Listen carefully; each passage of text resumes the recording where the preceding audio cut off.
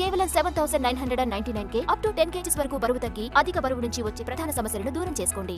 Mass జాతర teaser వచ్చిందో లేదో, ఈసారి మా హీరో రవితేజ హిట్ కొట్టేస్తున్నాడో అంటూ ఫ్యాన్స్ ఆనందంలో మునిగి తేలిపోతున్నారు.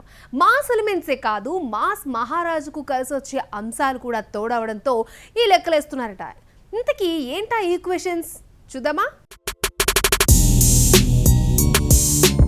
మాస్ మహారాజా రవితేజ మాస్ జాతర అంటూ రచ్చ రంబోల చేయడానికి రెడీ అయ్యాడు. ఇప్పటి వరకు సాంగ్స్తో బొమ్మపై హైప్ క్రియేట్ చేస్తే రీసెంట్లీ రిలీజ్ చేసిన టీజర్తో అన్నా మనం హిట్ కొట్టేయబోతున్నాం అంటూ ఫ్యాన్స్ సంబరాలను స్టార్ట్ చేశారు.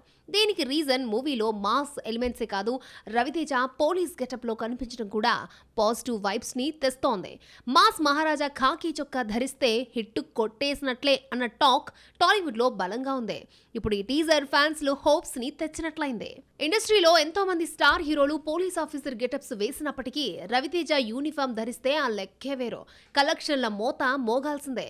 వెంకీ నుండి మొదలైన ఈ పరంపర వాల్తేరు వీరయ్య వరకు కంటిన్యూ అవుతోంది. మధ్యలో 1 or 2 ఫిల్మ్స్ తప్ప పోలీస్ గెటప్ వేసిన ప్రతి సినిమా కూడా సూపర్ డూపర్ హిట్టే. వెంకీలో ట్రైనీ పోలీసుగా ఫన్నీ యాంగిల్లో కనిపించిన రవితేజను sincere and powerful police officer పాత్రలో షిఫ్ట్ చేశాడు రాజమౌళి.